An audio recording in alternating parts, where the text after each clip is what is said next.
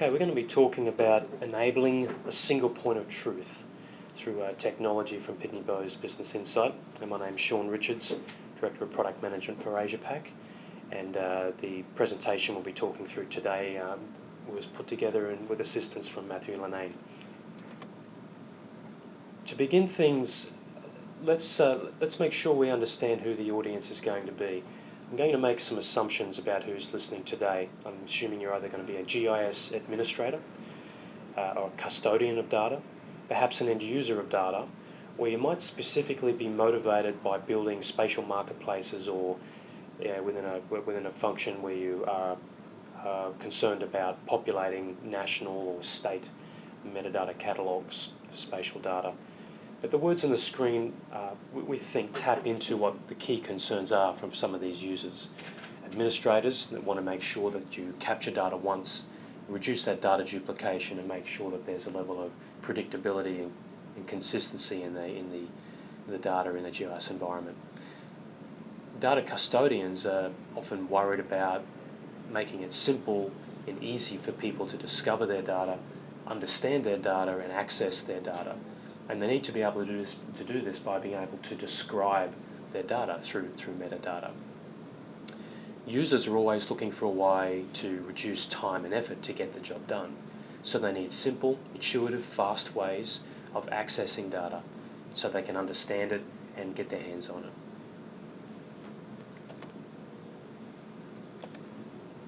Here's some words that we've heard from users in the market who have problems with their existing spatial systems.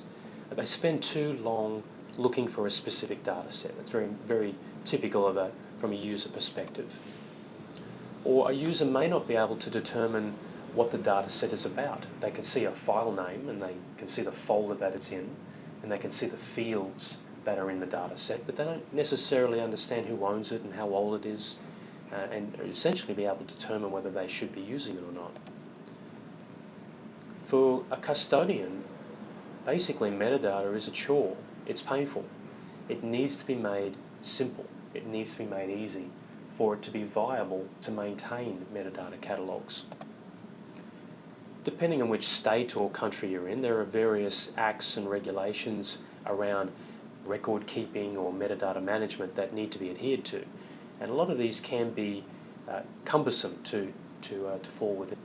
And getting back to that fitness for purpose, if as a user, how do you determine whether you can use this data set if it's appropriate for the project you're working on? Before we talk too much about data, it's important to also note that you need more than data to establish a single point of truth. So metadata in the last year, 2 years, has picked up a lot in its amount that's been discussed in the market, and it's had a lot to do with Inspire in the European Union. And to some effect, it's become popular again in the Australian marketplace. But it's important to note that there's more needed than just metadata to build a single point of truth. So yes, metadata is critical. It describes the data set, but often users need to know what their rights and obligations are when they want to use that data. So there are license terms that can constrain its accessibility. And metadata is one thing, but it falls short from being able to actually describe a data set fully, all the way down to what various codes mean in fields for certain data sets that really can only be covered off through perhaps a reference guide or a user guide of some description. So if they're available, it'd be useful to have that also in the single point of truth. And it's also important to note that when an organisation is looking to establish a single point of truth and take command of their spatial assets and reduce the duplication and describe their information, it's more than just getting a piece of software. It requires spatial data management expertise as well to implement the technology.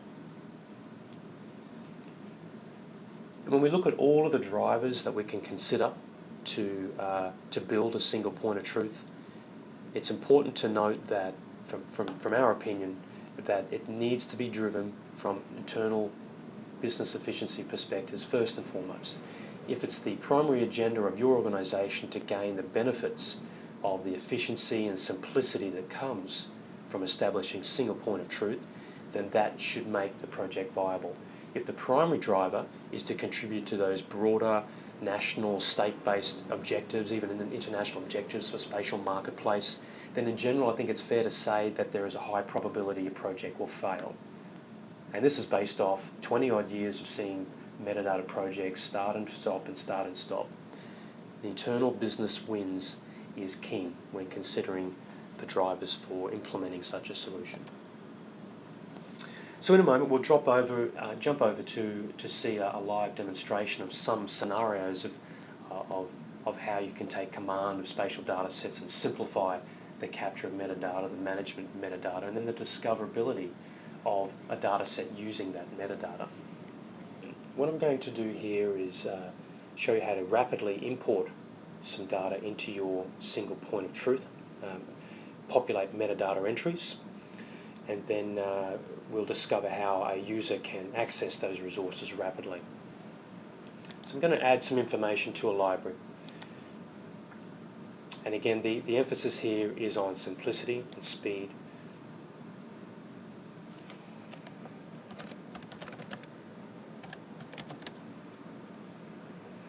I'm going to bring in some external data this time. It's actually some ABS information from the Australian Bureau of Statistics.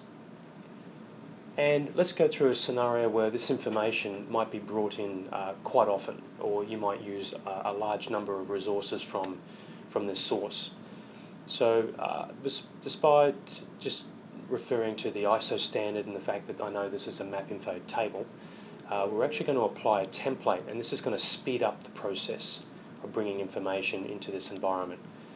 We've taken the opportunity to pre-populate a lot of variables that are consistent across the whole ASGC boundary dataset, and while I'm here I'm going to get it ready for publishing as well into a catalogue for users to use.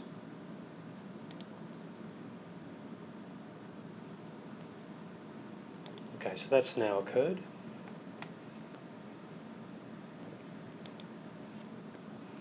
And we have our entry now in our repository for a single point of truth. A quick review of this and we'll see that a whole heap of information has been pre-populated. So we have titles, we have an abstract that's been populated from a template, we have a variety of information like the vector type, a data type, something that is automatically harvested out of the actual process is geographic boundaries. That's actually come from the file itself, so that's been populated through the harvesting process. Now while we're here, we're going to modify it a little bit. It's not completely ready to go straight out of the template, so I need to specify that the data set we're actually using here is local government boundaries.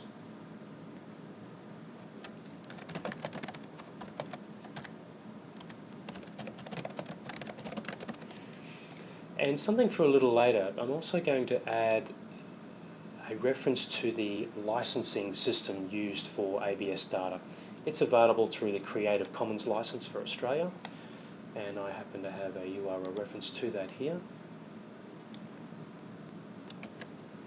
And we'll see some logic about why we'll need this in a moment, but it's very useful when you're taking that holistic view of a single point of truth, that we associate legal obligations and responsibilities, rights and responsibilities, along with the actual data set. Okay, so we now have our local government boundaries. Let's switch to a user scenario now. We'll open up a catalogue now and discover the information that we've already now populated. And I'm just going to bring back results in the catalogue that are in the current map window. So we're going to be able to use those spatial extents of our records in the repository. And there's a number of records in here already from my repository, but the one of interest is the one at the bottom here, which is the local government boundaries, which is the one I just populated a moment ago in the repository. A quick click and I can get access to all of that metadata, establishing a single point of truth. We've got the dates, got the lineage, links to various resources, and also the spatial extent. So that's critical information necessary for determining a fitness for purpose. So I can also open that information quite readily now. So if I can determine its fitness for purpose, I might also open that information, get that up on the screen. which makes it nice and easy to discover that information. And the other interesting thing I'm going to do at this stage is make reference back to that entry I made for the Creative Commons license. The user, through a single point of truth, can determine through the one entry in this catalogue not only access to data and the fitness for purpose, but also rights and obligations from a legal perspective.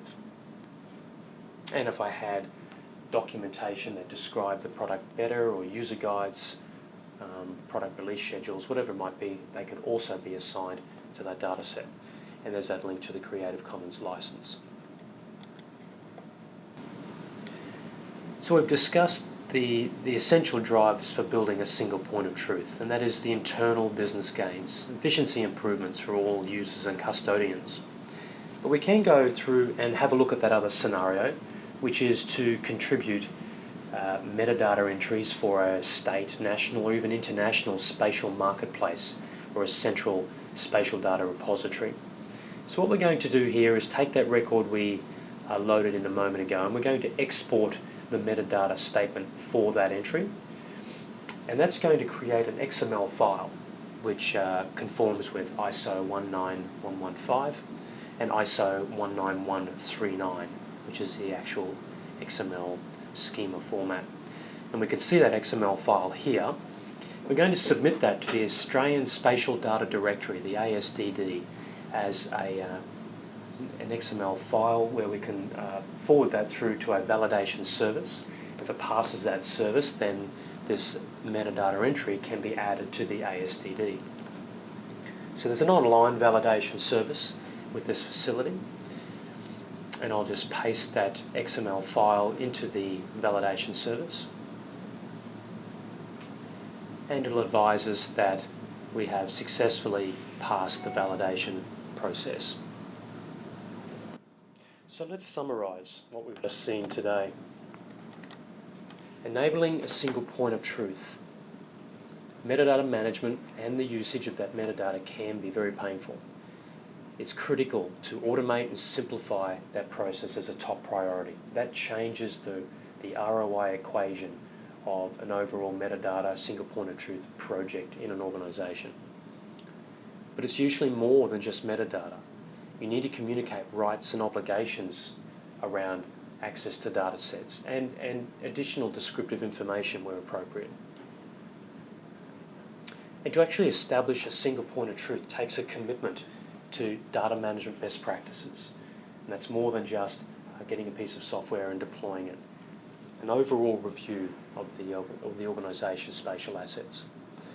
Well, thanks for listening today. I hope you got a little bit out of that. My name's Sean Richards from Pitney Bowes Business Insight. Hope to talk to you soon.